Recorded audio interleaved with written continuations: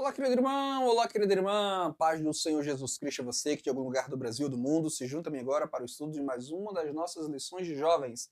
Neste primeiro trimestre do ano 2026, em todas as igrejas que utilizam o currículo de educação cristã da editora CPAD, estamos estudando o seguinte tema geral: Plano perfeito, a salvação da humanidade, a mensagem central das Escrituras. Aqui está a capa desta bonita revista, comentada pelo pastor Marcelo Oliveira. Que satisfação imensa é para mim dividir esta videoaula com você, assinante da nossa mentoria Vida Inteligente, que interage diariamente comigo em nosso grupo de mentoria no Telegram, onde subsídios bíblicos, teológicos e didático-pedagógicos são compartilhados para ajudar você a se desenvolver com excelência na liderança e no ensino da palavra de Deus. Obrigado a você, nosso mentorado, obrigado a você que não é nosso mentorado ainda, está convidado a ser. E o contato para você assinar a nossa mentoria está passando aqui na tela rolante no canto inferior de sua tela. Obrigado a todos que passam aqui pelo nosso canal no YouTube semanalmente para assistir nossas videoaulas. Obrigado a vocês que deixam like, a vocês que comentam, a vocês que compartilham nossas videoaulas. Se você tem um colega professor dividindo aulas com você, sempre envie o link da nossa videoaula para ele, para que ele também possa acompanhar e estudar com a gente as lições tópico a tópico, ponto a ponto, se aprofundando para ensinar com clareza, com firmeza, com autoridade em sua EBD local. Combinado? Ao final dessa aula, vai lá em nosso Facebook e Instagram, procura por Tiago Rosas Oficial, é a minha página particular, e também por EBD Inteligente, para que você possa acompanhar nossas publicações diárias que vão te abençoar muito, vão edificar bastante a tua vida. Combinado assim? Já deixa também o seu like para essa nossa videoaula aqui no YouTube e vem comigo estudar o assunto de hoje. Esse trimestre estamos estudando a doutrina da salvação e passamos a estudar já alguns temas mais específicos dentro desse grande tema geral, que é, como diz o autor da carta aos Hebreus no segundo capítulo, tão grande salvação. Essa tão grande salvação abarca muitas bênçãos espirituais. E uma bênção espiritual dentro da salvação que estaremos estudando hoje é a justificação. Lição de número 4, intitulada O Deus que Justifica. Na minha introdução eu digo: nesta quarta lição estudaremos sobre a preciosa doutrina da justificação, uma obra grandiosa que Deus opera em nosso favor mediante a fé. Grandes ícones do cristianismo, invariavelmente, quando você está estudando aí em teologia sistemática, nos livros teológicos em geral, as biografias também desses personagens, você sempre percebe que eles são citados quando falamos da doutrina da justificação. Estou falando de vultos, personagens, grandes ícones do cristianismo, como Agostinho de Hipona, bispo africano lá dos séculos 4 e 5, Lutero, grande reformador alemão no século XVI, e John Wesley, grande pregador inglês no século XVIII.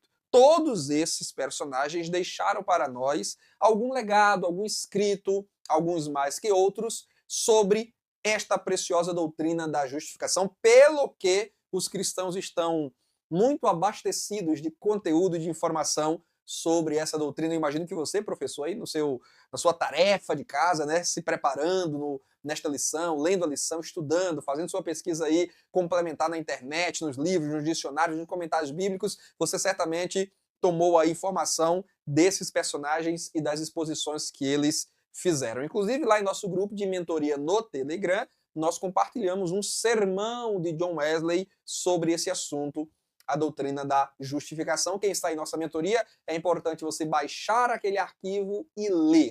Sermão, a justificação, que foi escrito e pregado por John Wesley. Esses personagens, dentre tantos outros que aqui poderíamos mencionar, foram impactados por essa doutrina e não é sem razão, pois realmente é uma doutrina que fala-nos muito ao coração.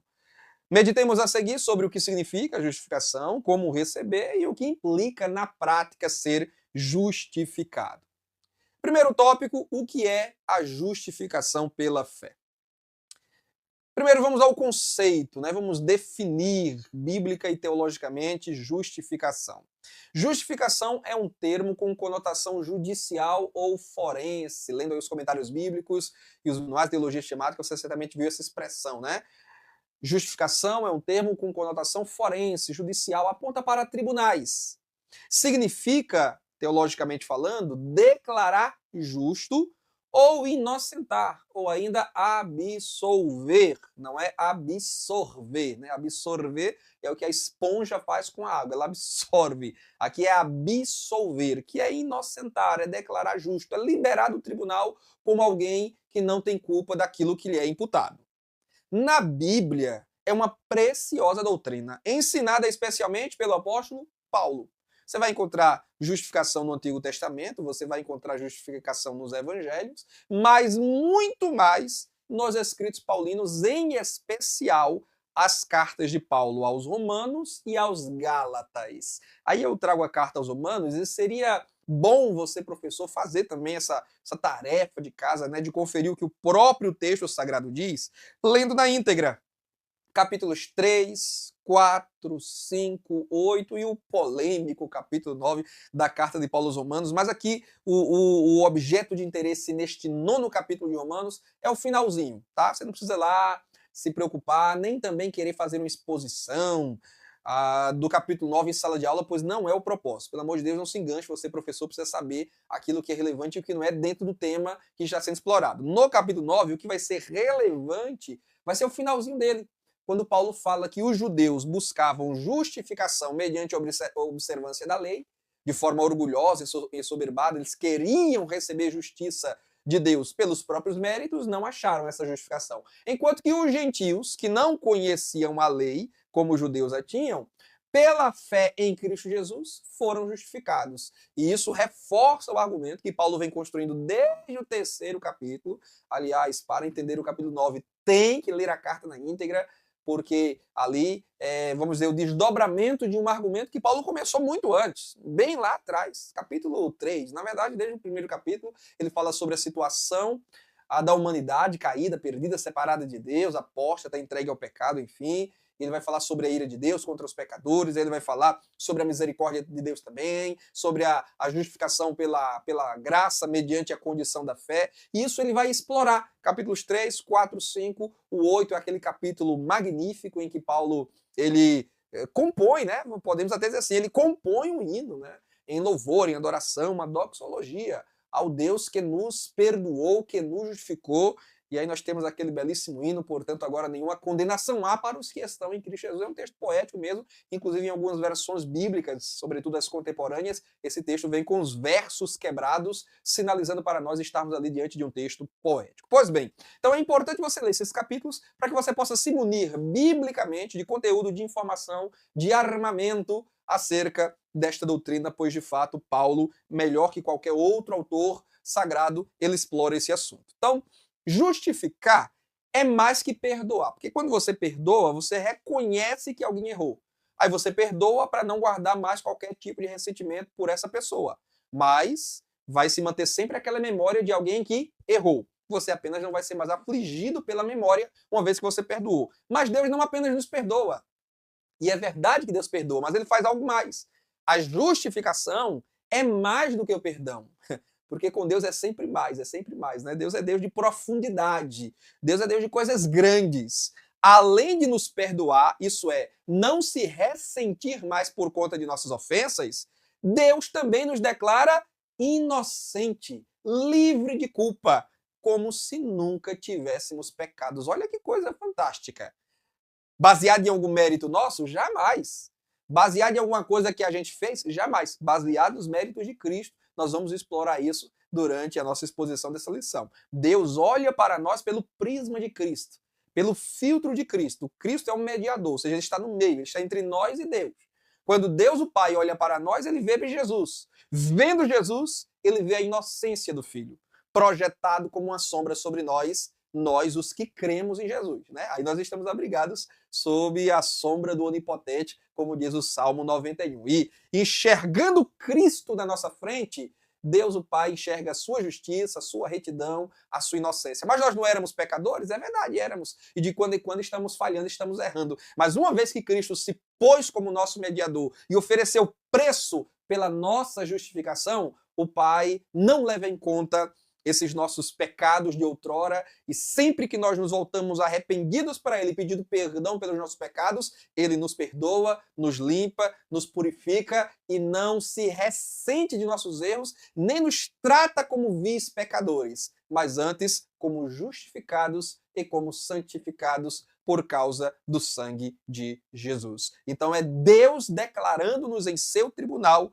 que nós somos inocentes, o que originalmente não éramos. Éramos culpados. E, aliás, para sermos inocentados perante o tribunal de Deus, temos que admitir nossa culpa. Recorrer ao nosso advogado, mediador, intercessor, Salvador Jesus. E com base nos méritos dele, no sangue dele, o Pai nos declarará inocentes, livre de culpa, absolvidos e, portanto, né? Olha que até a gente mesmo aqui pode confundir o absolver com absorver, né? Absolvidos de qualquer acusação que a lei de Deus possa apresentar contra nós, porque afinal de contas foi a lei de Deus que nós transgredimos e por transgredirmos a lei de Deus merecemos condenação.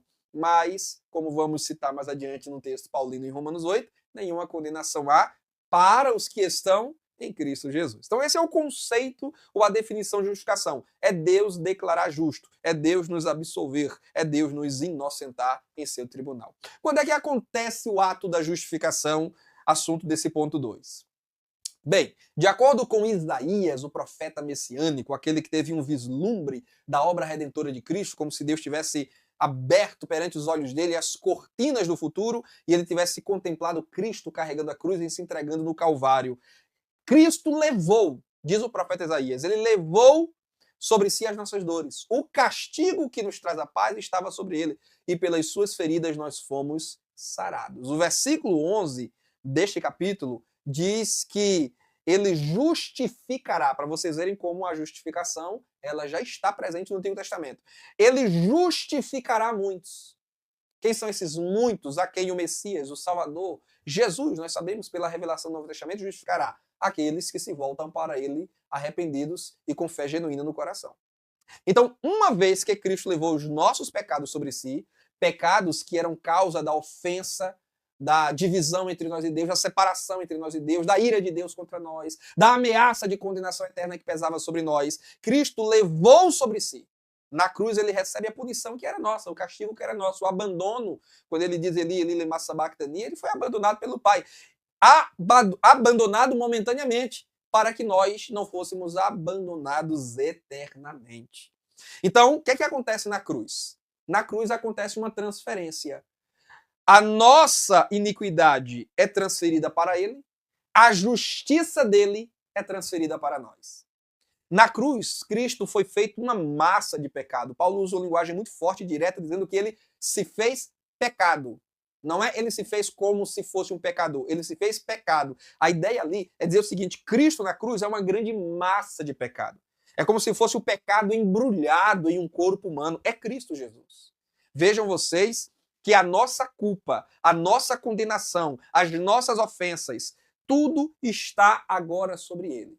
Se nós não crermos nele, a condenação continua sobre nós. E os benefícios do que ele fez serão aplicados apenas sobre os que crerem. Quando cremos, aí temos acesso ao benefício. Benefício do perdão, benefício da justificação, benefício da regeneração, benefício da santificação, benefício da glorificação final se perseverarmos nessa fé. Todos os benefícios da tão grande salvação estão ali, em Cristo Jesus. Essa massa de pecado humana. Assim ele se fez, por amor a nós e para satisfazer plenamente a justiça divina, uma vez que, como eu já disse em aulas passadas, Deus ele não ignora o pecado. Ele não nos perdoa, nos justifica, nos salva apenas por um decreto de sua vontade. Não. Ele nos salva mediante um sacrifício que foi oferecido. Mediante a pena que alguém cumpriu em nosso lugar. Nós não precisaremos mais cumprir, não seremos submetidos a esta pena, desde que creiamos naquele que na cruz recebeu a pena em nosso lugar. Então, no momento, no exato momento, não depois, nem muito menos antes, no exato momento em que cremos de coração em Jesus, nós somos justificados. Ali acontece o ato da justificação. O depósito pela nossa justificação já foi feito na cruz, mas nós sacamos o benefício da justificação no momento em que nos voltamos arrependidos para o Senhor Jesus, como essa ilustração sugere. Então, mediante a fé em Jesus, nós somos inocentados. Tem esse texto de Paulo em Romanos 3, 22 a 26. Ultimamente eu tenho economizado aqui a leitura de textos bíblicos apenas para a gente ganhar um pouco mais de tempo e ser mais econômico na aula. Mas esse texto eu faço questão de ler, pois ele é, eu direi, um dos textos fundamentais, indispensáveis para o estudo da doutrina da justificação. Está dito assim, vou ler o texto usando a Nova Almeida atualizada, Romanos 3, 22 a 26. É a justiça de Deus mediante a fé. Nunca podemos perder de vista, né? Daqui a pouco vamos ter um ponto para falar sobre isso, o lugar da fé.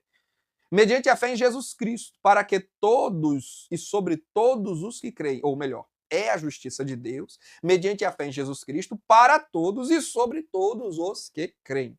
Porque não há distinção, pois todos pecaram e carecem da glória de Deus, sendo justificados gratuitamente, gravem aí esse advérbio, gratuitamente, né? Porque não se exige uma condição a não ser a fé, e a fé não é uma obra meritória, a fé é justamente o reconhecimento da ausência de obras. Quando eu creio em Jesus, deposito minha vida nas mãos dele, eu estou justamente dizendo, olha, eu não tenho mérito, eu não tenho condição. Sou incapaz de prover a minha própria justiça, sou incapaz de salvar a mim mesmo, por isso eu confio em ti para fazer isso por mim. Então não dá para dizer que a fé é uma obra.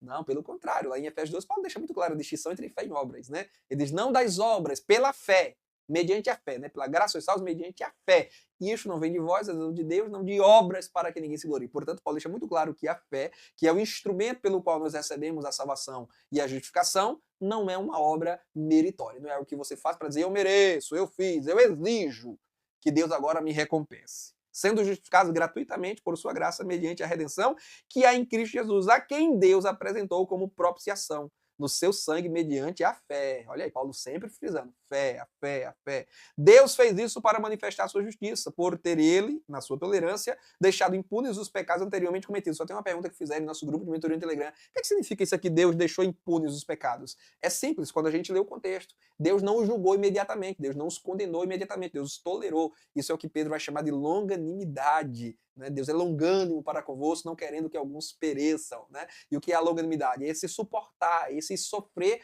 com paciência para então tomar providência. Deus foi suportando, a humanidade foi suportando, até que veio Jesus para então oferecer o preço pelo nosso resgate, pela nossa redenção, assunto que nós já estudamos, né? E agora Deus nos dirige a Cristo, porque ele é o nosso mediador e salvador. Sendo, ou versículo 26, tendo em vista a manifestação da sua justiça no tempo presente, a fim de que o próprio Deus seja justo e justificador daquele que tem fé em Jesus. Muito bem. Ditas essas coisas, então, lido o texto, volto aqui para os nossos slides e vamos para o próximo ponto, que é uma experiência real. Aí, ó, eu insisto, no exato momento em que cremos em Jesus de coração e o recebemos como nosso Salvador pessoal, com base nos méritos dele, recebemos justificação. Ele advoga, já que estamos falando de tribunal, né, linguagem forense, tribunal, justiça, a lei de Deus ela funciona como uma promotoria que nos acusa. Né? Não é o diabo, não. Embora o diabo seja apresentado na Bíblia como acusador, mas o diabo não tem nenhum interesse na justiça de Deus, nenhum interesse nas coisas certas. O diabo é acusador no sentido de escarnecer, de zombar, de apenas apontar. Né? Ele não está interessado, ele não tem fome e sede de justiça. Então, a justiça, ou a promotoria de justiça no tribunal de Deus, nesse contexto aqui de justificação, é a lei de Deus, porque a lei de Deus, ela é pura, ela é santa, ela aponta o nosso pecado, acusa-nos perante Deus e exige que o pecado seja punido. E aí o que é que acontece? Temos o advogado. Quem é o advogado? Jesus. Nos termos joaninos, lá em 1 João, capítulo 2, texto que vocês conhecem, né? Se pecarmos, temos o quê? Um advogado. No texto grego, parakletos, que é o nosso, aquele que Deus chamou, né? Para, quer dizer ao lado, kalel é um verbo, quer dizer chamar. Parakalel é aquele que foi chamado. Daí vem o substantivo paráclito, é aquele que foi chamado para ajudar, para estar ao lado, para interceder. Daí essa conotação aplicada a Cristo de advogado. E de fato, falando aí de tribunal, falando de justiça, falando de justificação, Jesus, ele advoga diante do Pai a nossa causa. A lei chama a justiça de Deus para punir, para castigar. E nisso a lei é perfeita. Está certa, óbvio, porque a lei procede de Deus. Está perfeita, está certa. Mas Cristo, satisfazendo a lei em nosso lugar, visto que nós não podíamos satisfazê-la, ofereceu a si mesmo para receber a punição que a lei exige. e Cristo recebeu. De modo que a lei foi satisfeita. E agora, a lei satisfeita, Cristo, como nosso advogado, pode apresentar petição ao Pai, e é o que ele faz, né? Ele faz isso em João 17, ele faz isso na cruz, ele faz isso incessantemente por nós, porque em Romanos 8 se diz que ele intercede por nós, à direita de Deus, né? Então ele oferece ao Pai como advogado petição em nosso favor. Se você que é professor aí, estuda, né, ou tem formação na área do direito, tenho certeza que você, com muito mais habilidade do que eu, vai poder fazer essas conexões, essas analogias, né, do mundo jurídico para esse contexto da justificação. Vai lá, e, claro, não deixa de lado o que a Bíblia diz sobre justificação. Bem, já que eu falei de John Wesley lá na nossa introdução, eu trago aí uma breve citação que eu extraí do seu sermão, que eu já recomendei a leitura a vocês, e está disponível em nosso grupo de mentoria no Telegram, a justificação. Entre tanta coisa boa, Wesley diz assim: seus pecados, todos os seus pecados passados, em pensamento, palavra e feito, estão ocultos, estão apagados e não deverão ser lembrados ou mencionados contra ele, isso é, contra o crente, o convertido, o salvo, como se não tivessem existido. Olha que coisa linda. É como se não tivesse existido. Por quê? Porque Deus nos inocentou, Deus nos declarou livre de culpa. Ah, mas os pecados não existiram? Existiram, mas eles foram pagos em Cristo. Então, em nossa conta, eles não mais constam. Né? Para nós, é um nada consta. A nossa ficha corrida não tem lá, cometeu isso, cometeu aquilo, cometeu isso, mas pagou. Não, não tem. Essas acusações foram limpas da nossa ficha. Sabe quando você está assistindo filme policial, filme suspense, e o bandidão lá colabora com a polícia e diz, mas tem que limpar a minha ficha. Pois bem, Deus fez isso. Deus nos perdoou e limpou a nossa ficha. Ele nos purificou. Ele nos declarou inocentes em seu tribunal, de modo que nós não vamos carregar ficha corrida para o céu. Nós vamos entrar no céu pelos méritos de Cristo, justificados mediante o seu sacrifício, porque na cruz, como diz Paulo em Colossenses 2, ele rasgou a cédula que era contra nós, a acusação que pesava contra nós. Então diz Wesley, Deus não infligirá naquele pecador que se arrependeu, que se voltou para o Senhor com fé, não infligirá naquele pecador o que ele mereceu sofrer, porque o Filho do seu amor sofreu por ele. Louvado seja Deus, né? Cristo sofreu por nós, então nós não amargaremos mais sofrimentos na eternidade. Tópico 2. Deus justificou Abraão. Ponto 1. O exemplo do pai na fé.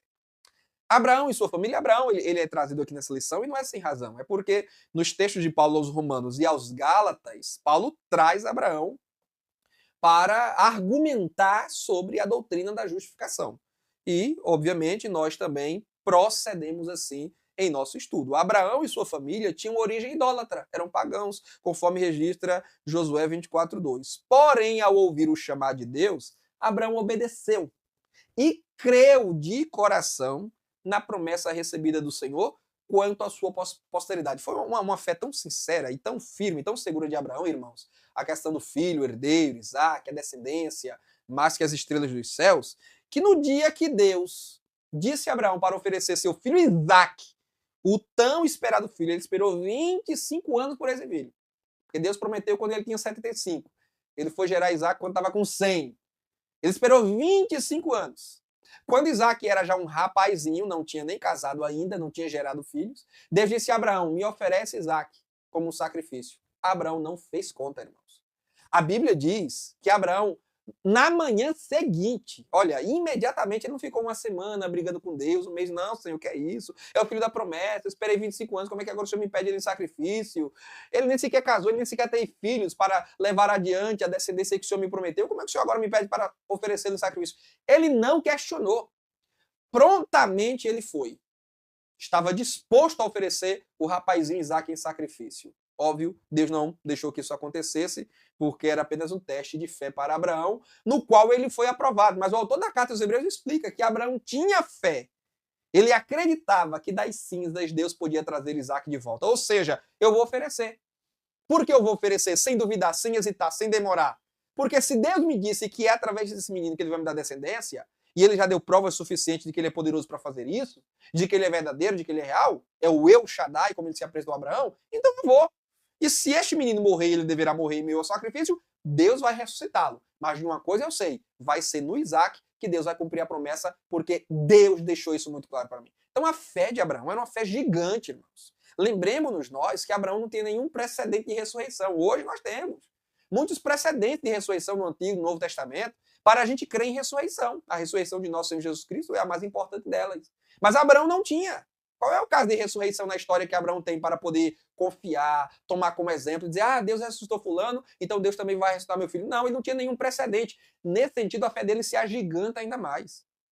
A gente percebe como a fé de Abraão é uma fé realmente grandiosa. Por quê? Porque ele creu no inédito de Deus. Ele creu na ressurreição, quando nenhum caso de ressurreição ele tinha para se apoiar. Ele estava se apoiando em quê? Na palavra de Deus. A palavra de Deus foi suficiente para Abraão. Não é sem razão que, como diz Gênesis 15, verso 6, creu Abraão em Deus e isso lhe foi imputado para a justiça. Ou seja, Deus justificou. O verbo lá não aparece justificou, mas a ideia de imputar para a justiça, ou seja, transferir justiça sobre Abraão, tem esse sentido. É o que Paulo faz quando explica, tomando o exemplo de Abraão em Romanos capítulo 4, em Gálatas capítulo 4 também, se não me falha a memória. Paulo ele está justamente argumentando que naquele momento Abraão foi justificado por Deus por conta da sua fé. Então, Abraão é um pai na fé, né? Inclusive, eu até fiz aí uma ligeira modificação na preposição, porque na sua revista consta o exemplo do pai da fé. Mas fica meio ambíguo, né? Porque faz parecer que Abraão é pai da fé, ele gerou a fé. Ele é o primeiro homem a produzir fé, o que, obviamente, é um equívoco pensar, né? Então, a preposição na fé é melhor, porque na fé, Abraão é nosso pai. É como a gente quando diz, né, que ganhou alguém para Jesus, discipulou, a gente diz, eu sou pai na fé de fulano. Ele não diz, eu sou pai da fé de fulano. Pai da minha fé é Deus. Porque tudo se originou nele. Mas pai na fé é no sentido de que eu fui alguém que ensinei a fé evangélica, que levei essa pessoa a crer e ter uma experiência pessoal com Jesus por meio da fé. Então, nesse sentido, Abraão é nosso pai. E quem diz isso é Paulo, na carta aos Romanos, capítulo 4, versículo 11. Paulo diz que por meio da fé, Abraão foi feito pai de todos aqueles que creem. Então ele é pai, segundo a carne, a biologia genética dos judeus, além de outros povos árabes, né? Mas especialmente os judeus, porque são os descendentes prometidos pelo Senhor na linhagem de Isaac e de Jacó. Mas ele é nosso pai também, de nós crentes. Ele é nosso pai, no sentido espiritual, não biológico. Ele é pai porque nele Deus estabelece um modelo. Embora eu deixe claro aqui, irmãos, no próximo slide, para não ficar dúvida nem nenhuma ambiguidade, eu deixei claro aqui que tanto no Antigo quanto no Novo Testamento, a justificação sempre foi baseada na fé. Porque é uma pergunta que vez ou outra aparece, os jovens podem fazer, como era a salvação no Antigo Testamento? Do mesmo jeito que no Novo. Sempre baseado na fé, no relacionamento com Deus. Mas no Antigo Testamento as pessoas não conheciam Jesus. É verdade. Mas pela fé, elas se aproximavam de Deus, ou respondiam à aproximação de Deus a ela, e eram unidos a Deus assim. Mas sempre pela fé. No Novo Testamento, com a revelação de Jesus Cristo, aí a fé precisa ser mediada pelo Filho, precisa ser depositada no Filho, para que agrademos ao Pai e sejamos recebidos na família de Deus como filhos adotados. Mas no Antigo Testamento, também era com base na fé. Não tem isso de, no Novo Testamento a salvação é pela fé, mas no Antigo Testamento era pela circuncisão, era pela guarda do sábado, era pelo sacrifício animal. Não, os sacrifícios não salvam. Os sacrifícios eram simbólicos, eram rituais cerimoniais, que de alguma forma representavam um único sacrifício que realmente tira o pecado do mundo, como disse João Batista. É o Cordeiro de Deus, é ele quem tira o pecado do mundo, não é o cordeiro animal irracional. Então, que fique claro, professor, professora, você vai comentar isso em sala de aula, fecha a brecha, para ninguém pensar, no Novo Testamento a salvação é pela graça, mas no Antigo Testamento a salvação era pela lei. Ninguém era salvo pela lei. Ninguém era salvo por sacrifício animal. Ninguém era salvo por circuncisão ou guardar o sábado. Essas coisas eram demonstrações externas da fé que já estava no coração, e por esta fé o homem já estava unido a Deus, quando sincera. Porque também muita gente praticava ritual, né? Em muitos casos, Deus inclusive chega a repreender os judeus por fazerem festas, rituais, sacrifícios, sem ter uma fé sincera, genuína, que se volte para Deus em comunhão diária. Então, esse sacrifício, essas festas, esses cerimoniais eram inúteis. Aliás, eles eram até detestados, odiados por Deus. Mas, quando o fruto de um coração sincero, que temia a Deus, que honrava a Deus, que obedecia a Deus, esses sacrifícios e festas eram recebidos de forma agradável, mas sempre baseados na fé. E aí eu até digo, irmãos, que Abraão não foi o primeiro justificado. Embora ele seja colocado por pai, é porque ele é um referencial. E nele a justificação é citada de forma mais explícita, né? No termo justiça. E isso lhe foi imputado por justiça, que alude justamente à justificação sendo aplicada ali. Mas antes de Abraão, existiram outros homens tementes a Deus que só chegarão à eternidade porque foram justificados seus pecados. Estamos falando de quem? Estamos falando de Noé, estamos falando de Enoque, estamos falando de Abel. Esses homens partiram para a glória, alguns até arrebatados, trasladados, como Enoque, né? Por quê? Porque foram justificados. Ninguém chegará ao céu sem ser justificado. Porque se não é justificado, é pecador. Está debaixo de condenação.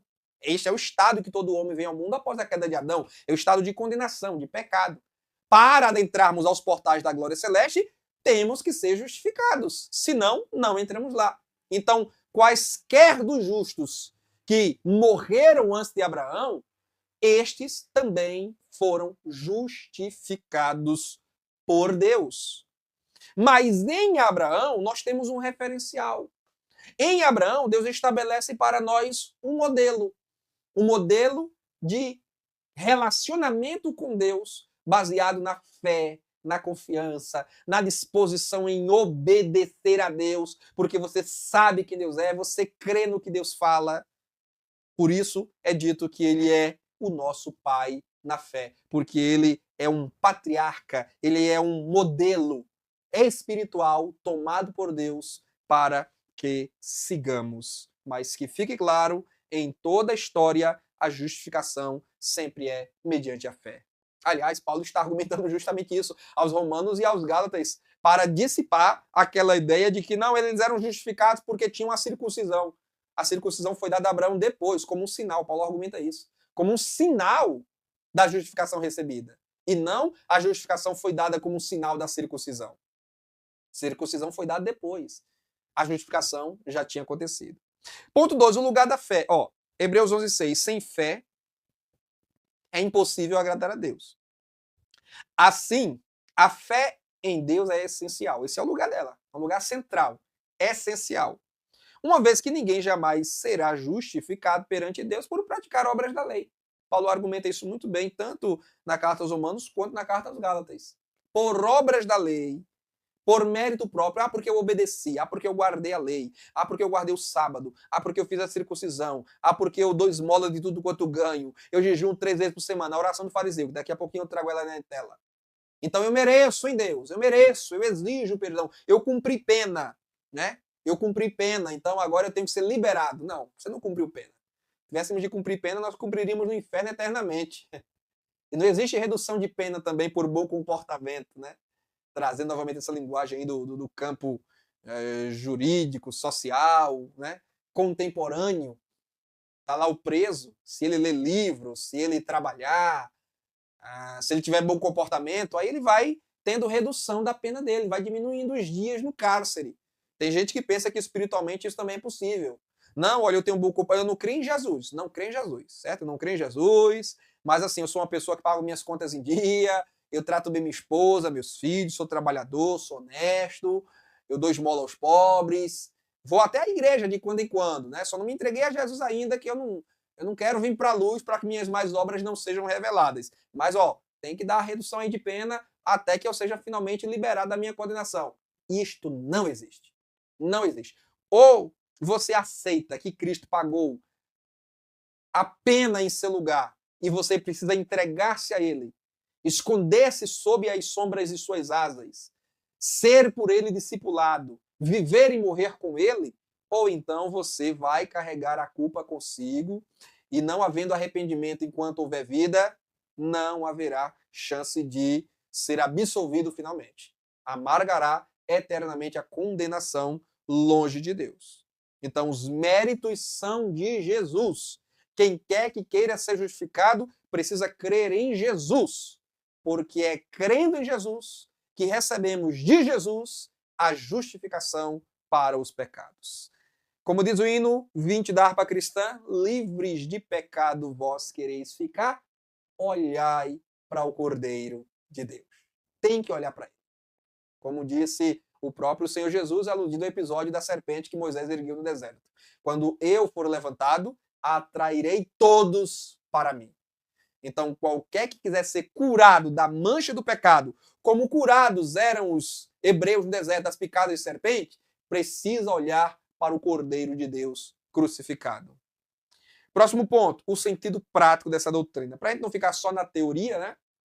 Só na exposição exegética, teológica, eu digo que a parábola de Jesus, eu trago aí um outro contexto que não foi explorado na revista, mas eu acho interessante você, professor, levar para a sala de aula, o que demonstra que a doutrina da justificação, embora seja muito explorada por Paulo, está presente na Bíblia Sagrada em outros autores, outros livros que não da safra paulina, né? Eu já trouxe aí para vocês a Gênesis, patriarca Abraão. Trago agora o Evangelho de Lucas, capítulo 18. Podíamos recorrer aos Salmos também, né? Salmo 32. Bem-aventurado aquele a quem o Senhor não imputa pecado. Por quê? Porque ele foi inocentado mediante fé e arrependimento. Mas aqui, aquele contexto da parábola que vocês se lembram, né? Do fariseu e do publicano, ambos orando no templo.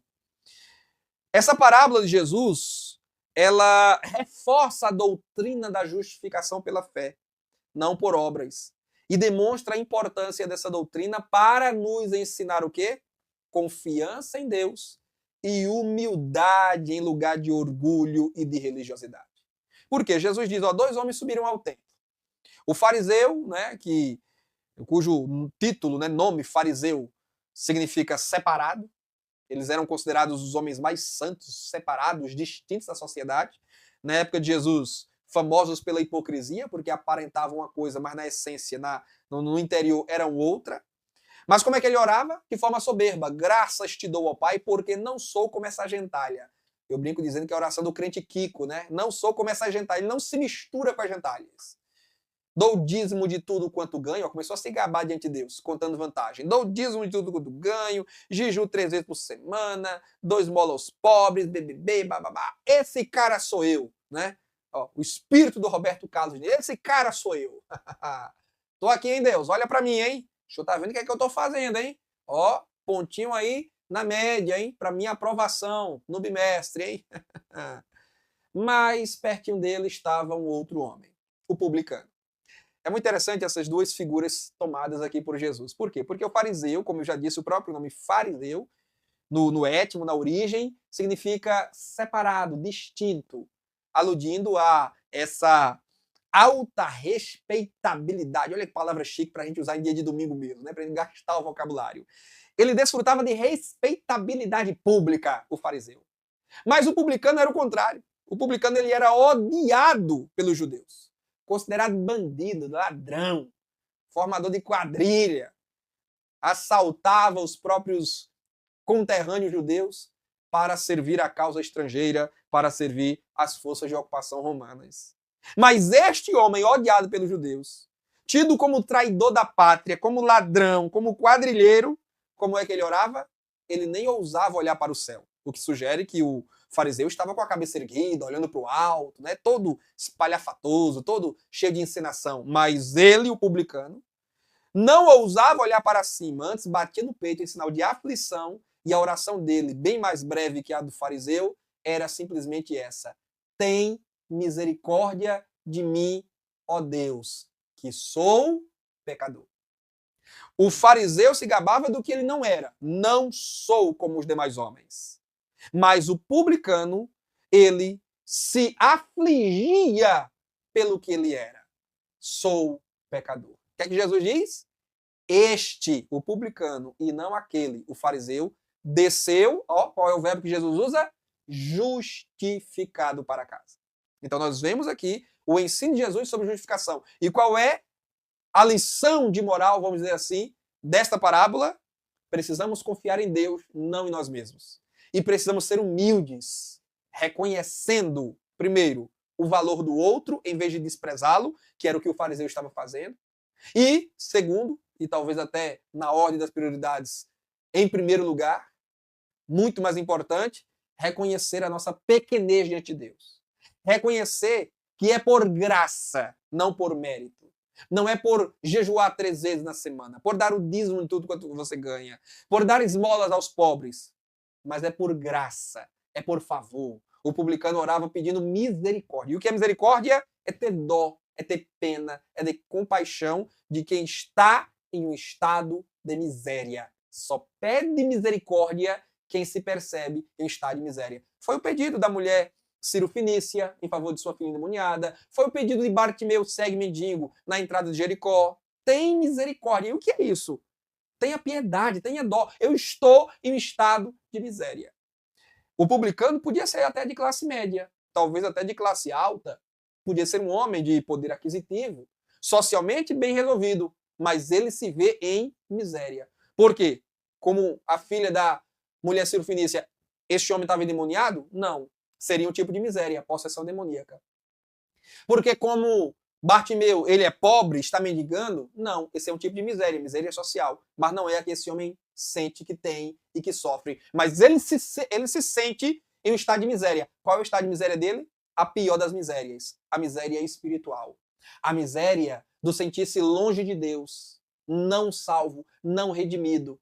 Aí agora então ele volta para Deus arrependido, confessando, confessa isso em seu coração, suplicando por esta misericórdia. Tem misericórdia de mim, ó Deus, que sou o quê? Ó, não é que sou pobre, nem que sou cego, mas que sou pecador. Portanto, ele reconhece que o pecado é a sua grande miséria. E reconhecendo isso e suplicando a Deus piedade, ele encontrou a piedade. Né? Ele encontrou a piedade. Então nós precisamos ser humildes. Esse é o sentido prático dessa doutrina. A justificação nos ensina humildade. Somos absolvidos, somos inocentados, somos liberados em paz para casa, mediante graça de Deus, favor de Jesus Cristo, sacrifício que ele ofereceu por nós. Então não fiquemos nos gabando, nem fazendo pouco caso de outras pessoas. Porque o Deus que nos justificou, justifica tantos quantos creem, não importa que pecados, que atrocidades, que erros tenham cometido. Último tópico, o livramento da culpa e das consequências eternas do pecado. Benefícios da justificação, né? Tá aí, ó. Trago os pontos 1 e 2 juntos aqui para trabalharmos numa tacada só. A justificação traz um grande livramento. Que livramento? Livres da culpa. Livres da condenação do pecado. Livres do domínio do pecado. No tribunal de Deus, né, e eu pedi para minha amiga Iá, vocês conhecem a Iá? A Iá é gente boa. Você trata ela direitinho, ela também te trata direitinho, ela também te ajuda. Eu pedi à minha amiga Iá para que gerasse para mim uma imagem, né, de uma pessoa na frente de um tribunal, em uma expressão de alegria, como alguém que foi inocentado nesse tribunal. E essa imagem deveria servir justamente para ilustrar esse conceito de justificação. E aí está a imagem que a IA gerou para mim. Né? Ninguém vai poder me cobrar direitos autorais dessa imagem, porque ela foi criada por inteligência artificial. Mas é isso. Quando nós somos justificados por Deus, nós celebramos. Quando eu entendo quem eu era, o risco que eu corria, para onde eu estava indo, mas a intervenção que Cristo fez, pondo-se entre mim e Deus e oferecendo em meu lugar a si mesmo para assumir a culpa e a punição, e agora não só me livrar da condenação e da culpa, mas me fazer participante dos benefícios que ele se fez na cruz merecedor, isso é maravilhoso, isso é extasiante. Aí eu tenho que fazer como fez Paulo, eu tenho que compor um hino. Eu tenho que adorar a Deus. No tribunal de Deus, corríamos o risco, e de fato era o que merecíamos, de ser condenados e separados eternamente dele. Porém, justificados mediante a fé, como diz Romanos 5:1, temos paz com Deus. E o que é esse paz com Deus? É a amizade foi reatada. Porque o pecado não quebrou? A gente já viu aqui na lição 2, né, sobre o pecado, que o pecado interpôs um abismo entre nós e Deus, separando a criatura do Criador desde o Éden. O pecado gerou uma inimizade entre nós e Deus. Por isso, Tiago, meu xará, diz que quem quiser ser amigo do mundo se faz inimigo de Deus, porque o pecado é inimizade, o pecado é ofensa ao caráter de Deus. Mas nós, os que voltamos arrependidos a Jesus, recorrendo aos seus serviços de advogado, nós não somos apenas perdoados, somos justificados e recompostos, né, nesse círculo de amizade de Deus. E agora estamos livres da culpa e do medo. Aquele medo que levou Adão e Eva a se esconder de Deus, não nos açoita, não nos assola mais. Por quê? Porque nós olhamos agora para Deus não apenas como um supremo juiz, togado numa poltrona muito elevada e nós lá embaixo, a ponto de ser esmagados pelos seus pés. Não, nós olhamos a Deus como nosso Pai querido. Abba, Pai, né? Paulo diz isso, inclusive, lá no texto de Romanos capítulo 8, que vocês estão convidados a lerem, como eu já sugeri no início da aula. Então, nós, agora justificados, continuamos tendo em Deus juiz? Sim, mas nós não olhamos como um juiz que aterroriza, sabe? Esse juiz aí no Brasil, que estão querendo colocar terror no povo, causar medo no povo. Deus não faz isso para com os que se arrependem e se voltam para Ele. Porque nele nós encontramos o quê? Graça, bondade, misericórdia, afeto paternal, como estamos estudando esse trimestre. Mais exatamente essa semana, nas lições de adultos. Inclusive, o meu comentário da lição de adultos, a lição 4, sobre a paternidade divina, está disponível aqui para vocês que também quiserem assistir. E lá, inclusive, caminhando para o final daquela aula, eu falo sobre os 3 P's da paternidade divina.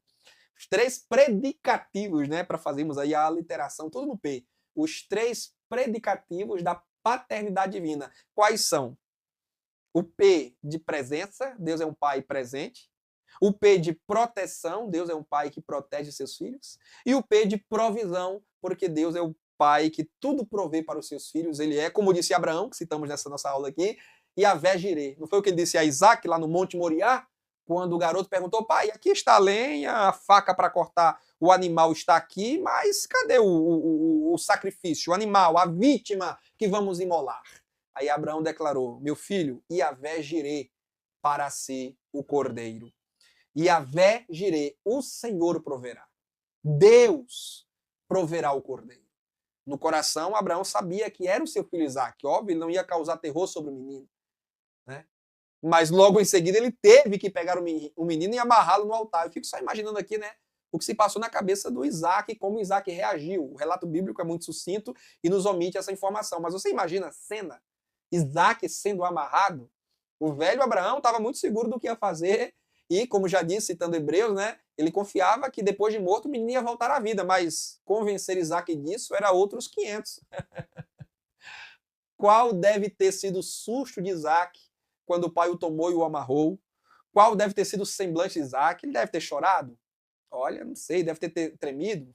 Muito provavelmente. Que criança não estremeceria diante daquela situação? Mas antes que o menino fosse cortado com um cutelo, porque de fato Deus nunca quis sacrifício humano, nunca aceitou, Deus diz para Abraão, basta Abraão, pare, não faças mal ao menino, pois sei que temes a Deus. E ali então Abraão viu um bichinho preso pelos chifres, pegou e sacrificou aquele animal ao Senhor, representando Cristo que foi imolado na cruz em nosso lugar. Pois bem, nós estamos agora livres da culpa e do medo, bem como da ira e da condenação. Por isso, Romanos 8:1, portanto, agora nenhuma condenação há para os que estão em Cristo Jesus. No capítulo 5, versículo 9, Paulo diz que nós somos livrados da ira. Que ira? A ira vindoura. O julgamento final. Quando Deus punirá e condenará e banirá os pecadores de sua presença para o sofrimento, para o tormento eterno.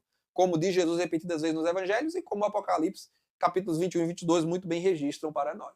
Não é, irmãos? Mas desta ira, com sua condenação, bem como da presente culpa e medo, estamos libertados, porque fomos inocentados. Você pode dizer amém? Graças a Deus. Essa é uma lição muito mais para nos estimular a fé, muito mais para estimular a gratidão e muito mais para estimular um espírito humilde em nosso coração diante de tantos benefícios que desfrutamos. Último ponto, o testemunho interior do Espírito. Olha só, para nos dar certeza de que fomos justificados, temos tanto o testemunho externo da palavra, eu digo externo porque está aqui, está fora de nós a palavra, não é? Não está no livro sagrado? Nós, claro, trazemos a palavra para dentro de nós. Mas é um testemunho externo, que a gente pode ler, que a gente pode estudar e crer.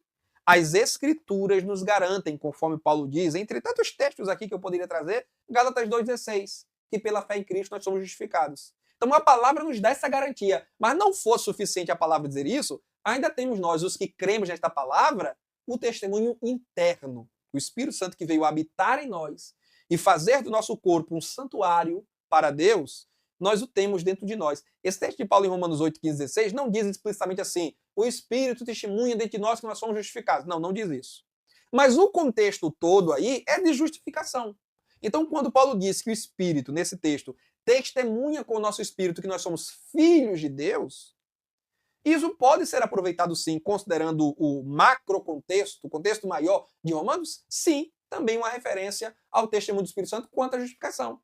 Porque confirmando que nós somos filhos de Deus, o Espírito Santo está confirmando que nós fomos perdoados, justificados, recebidos na família de Deus. Então, quaisquer pensamento de dúvida, de incerteza, que nos inquiete, fui perdoado, não fui perdoado, devem ser neutralizados e descartados por conta da convicção que a palavra nos dá e que o Espírito nos dá quanto à justificação. Aliás, eu enfatizo um pouco mais isso nesse último slide aqui, ó.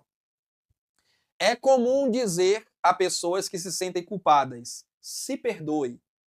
Né? Eu até já comentei isso aqui recentemente, parece-me que nesse mesmo trimestre eu já comentei isso. É comum, né? Numa linguagem de terapia, de psicologia, numa linguagem coach, a pessoa chega e diz, olha, eu não sinto que fui perdoado, eu sinto que carrego ainda culpa, alguma coisa fica na minha mente. Aí é comum se dizer, se perdoe, você precisa se perdoar.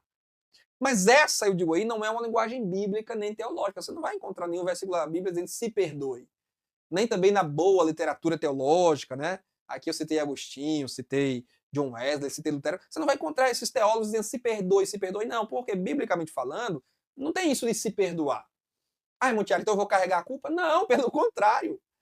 Não é se perdoar, nem muito menos carregar a culpa. É crer no que a Bíblia diz e não em seus sentimentos. O problema é que a gente vive numa época de muito sentimento. É muita gente ferida, machucada, com depressão, com crise, ansiedade, isso, aquilo, porque está seguindo pelos sentimentos. Se eu não sentir, porque eu tenho que sentir, porque eu preciso sentir. Irmãos, a nossa fé, ela não é sensitiva. Nós temos que ter cuidado com essa sintomania. Claro que nós também sentimos Deus. Claro que é bom sentir a presença, é bom sentir o perdão, e vamos sentir. Mas a gente não é guiado por sentimento, não. A gente não é guiado por sensação, não. A gente é guiado por fé. E a fé prevalece sobre os sentimentos. Então você, professor, professora, vai dar aula esse final de semana para jovens, e entre eles poderá ter lá algum jovem que diga, não me sinto perdoado, não me sinto justificado, eu ainda carrego culpa, medo, eu tenho medo do inferno. Você pode ter jovens que digam isso, eu tenho medo do inferno ainda. E por que essas pessoas ainda não resolveram isso? É porque elas estão esperando sentir. É porque elas estão esperando um terapeuta, um coach, um pregador de autoajuda que chegue e diga, se perdoe, se liberte, faça a regressão psicológica, descubra o leão que há dentro de você. E essa bobagem, essa bobeira toda. Mas nós, enquanto professores de Bíblia, na escola dominical, temos que mostrar na Bíblia. E dizer, a Bíblia diz que aquele que crê em Jesus está justificado. Deixa eu te perguntar, mano, você crê em Jesus? De coração, você crê? Não estou perguntando se você sente, estou perguntando se você crê. Você crê que Jesus morreu na cruz por você? Você crê que a obra que ele ofereceu é suficiente para pagar todos os teus pecados e depois de pagá-los, apagá-los? Você crê? Ele vai dizer, creio. Então pronto, meu irmão. Levante essa cabeça e volte para casa. Mas e o pensamento? O pensamento vai estar aí, ele pode lhe acompanhar pelo resto da vida. Tomara Deus que ele desapareça amanhã. Mas se ele lhe acompanhar pelo resto da vida, tantas vezes quantas ele lhe açoitar, diga, está repreendido. Eu fui sim perdoado, eu fui sim justificado no tribunal de Deus, pelos méritos e o sangue de Jesus Cristo, ele me justificou. E siga adiante. Não espere sentir. O que você espera sentir? Você espera arrepios de pelo? Você espera o quê? O coração ficar mais suave, assim, tal, mais leve? Você espera o quê? Aparecer um anjo de madrugada no pé da sua cama e dizer, você foi justificado. Qual é a sensação? Qual é a emoção que você está esperando? Não ocupe sua mente com essas coisas. Você crê, pronto, segue adiante. Porque é a palavra. Se você diz, eu creio na palavra, mas ao mesmo tempo você diz, não, mas eu sinto que não fui, então você não está crendo na palavra. Não está crendo. Isso não é confiança. Isso não é fé sincera, não é fé autêntica. Porque onde há fé autêntica, não há dúvida. É Tiago, meu xará, quem diz isso. Aquele que duvida não receberá de Deus coisa alguma. Quando você duvida que foi perdoado, você está duvidando da palavra de Deus. Imagina, meu amigo, Deus chegar aqui na sua cara e dizer para você, eu te perdoei. E você diz, não, mas eu sinto que não fui perdoado. Você está dizendo o que para Deus? Você está dizendo, eu não confio na tua palavra, Deus. Eu não confio no Senhor Todo-Poderoso. Eu estou confiando na minha emoção. Eu estou confiando na minha sensação. E a minha sensação, os meus sentidos físicos me dizem que eu não fui. Você está colocando os seus sentidos físicos acima da palavra de Deus, rapaz. É por isso que eu digo que nós, enquanto professores, não temos que ficar com essa linguagem coach de se perdoe. Não, não é se perdoe. É creia no perdão que Deus lhe deu. Você não tem que se perdoar, porque você não se perdoa. Você não se justifica. Você não se purifica. É o Pai quem faz isso em você. E o que você deve fazer é crer e ponto final. A Bíblia diz, está lá, a Bíblia diz ou não diz que quem crê é justificado? Diz, então crê nessa palavra, meu irmão, independente de como você se sente. E lá na frente, crendo, você vai sentir, que é o que dizia Agostinho. Se não puder entender, creia, porque crendo você vai entender. Então, não é, nem tudo eu preciso entender, nem tudo eu preciso sentir, nem tudo eu preciso. Não, eu preciso crer naquilo que a palavra de Deus diz. E crendo, eu vou experimentar. Crendo, eu vou sentir. Crendo, eu vou compreender. Tá bom? Além disso, o Espírito Santo dentro de nós, uma vez que cremos na palavra, confirmará a nossa justificação. Então eu concluo dizendo: a doutrina da justificação nos ensina ao mesmo tempo sobre a imensurável bondade de Deus, que além de nos perdoar, removeu toda acusação contra nós, como também nos ensina a importância da humildade em nossa experiência cristã, uma vez que não foi por mérito nosso. Tá aí. Para de ficar buscando mérito em você. Para de ficar dizendo, mas eu fiz, mas eu deixei de fazer, será que foi suficiente? Para com isso. É Cristo. Cristo é o mérito. Cristo é a causa. Olhe para ele, olhe para Jesus. Cristocentricidade e não antropocentricidade. Tire o homem do centro e coloque Cristo no centro. Porque também eu vou dizer uma coisa para vocês, presta atenção, vou até me colocar em tela cheia aqui. Eu estava caminhando para a conclusão, mas eu tenho que dizer isso aqui. Ficar pensando demais também nos próprios pecados e como corrigir esses pecados, ignorando Cristo e o sacrifício dele, é um tipo de antropocentrismo. Pode parecer assim, sabe, piedade, algo religioso, mas isso é antropocentrismo. Você ficar pensando só em você, no que você fez, porque eu não presto, porque eu não sirvo, porque eu não me sinto perdoado, porque eu não sinto que fui justificado. Você coloca só o você no centro. Você pensa só em você, no que você fez, no que você pensou, em quem você é. Ignora o que a palavra de Deus diz sobre o que Cristo fez por você, sobre o que Cristo é ou quem Cristo é para você. Isso é um tipo de antropocentrismo. Então não pense que você também tem alguma vantagem sobre aquele que nunca pensa no próprio pecado, sobre aquele que não se arrepende do pecado. Você está se equiparando com ele de alguma forma. A diferença é que ele ignora o pecado. Você ignora o Salvador. Porque só olha para os seus pecados, mas ambos, aquele que não reflete o pecado e logo não pensa no Salvador, e você que só pensa nos seus pecados, só pensa em você, nas suas tragédias, nas suas falhas, nas suas culpas, nos seus erros, mas não olha para a cruz, não olha para o sangue, não olha para o sacrifício, vocês dois estão de mãos dadas no antropocentrismo. Então, para de ficar só olhando o que você é, o que você fez, o que você tem, e dizer, eu tenho que sentir, porque eu tenho que sentir. Olhe para Jesus. Coloca Cristo em tuas lentes. Eu dizia essa semana para o irmão que me pedia orientação, me pedia conselho. Eu dizia, olha, coloque Cristo nas lentes de seus óculos. Porque para onde você olhar, você vai ver Cristo.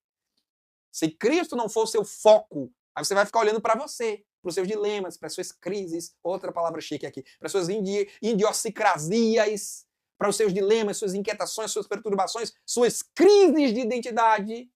Para de ficar olhando só para você. Gasta menos tempo olhando para o espelho e gasta mais tempo olhando para a palavra. Quem entende o que eu estou dizendo aqui? Gaste menos tempo olhando para o espelho e gaste mais tempo olhando para a palavra. Para de ficar pensando tanto em quem você é, em quem você foi, o que você fez, e gasta mais tempo pensando em quem Deus é, em quem Jesus é e no que ele pode fazer você ser, se é que ele já não fez. Pense em Jesus. Como dizia o saudoso irmão Lázaro, pense em Jesus quando acordar. Peça a ele para te socorrer. Pense em Jesus o tempo todo e você vai vencer. Pegou aí a mensagem? Então que Deus te abençoe em nome de Jesus. Professores, vamos caminhar então aqui para concluir. Eu digo então, Cristo, nosso advogado, garantiu-nos essa preciosa dádiva, a dádiva da justificação, mediante seu próprio sangue. Louvado seja então o Cordeiro de Deus. Amém, minha gente? Pronto. Dou por conclusa a minha aula, crendo em Deus que o que repartimos aqui com vocês foi suficiente para esclarecer as ideias acerca dessa doutrina, trazendo aí algumas aplicações práticas.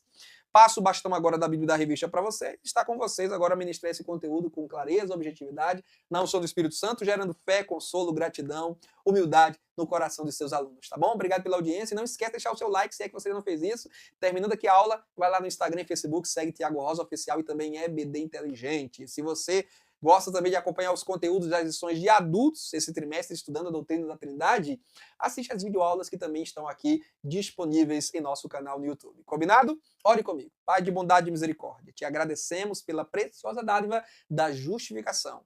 que o Senhor, meu Deus, nos concede, considerando-nos em teu tribunal inocentes, livres de culpa. Nenhuma acusação pesa sobre nós, porque, como diz Paulo, Deus é quem nos justifica. Muito obrigado, Pai. Muito obrigado pela tua misericórdia, muito obrigado pelo teu favor. Nos ajude agora a honrarmos essa nova posição que alcançamos em Cristo Jesus. Abençoe meus irmãos e irmãs que de casa acompanharam esse estudo. Dá saúde a quem estiver enfermo, dá força a quem estiver fraco, firma quem estiver vacilando na fé e na caminhada, Pai. Abençoe suas famílias e igrejas locais. Abençoe a juventude evangélica brasileira, despertando nela o interesse por aprender mais de ti sobre ti. Que oro e te agradeço em nome de Jesus. Grande abraço, Deus abençoe. Até a próxima aula, se assim o Senhor Deus quiser. Tchau, até lá, em nome de Jesus.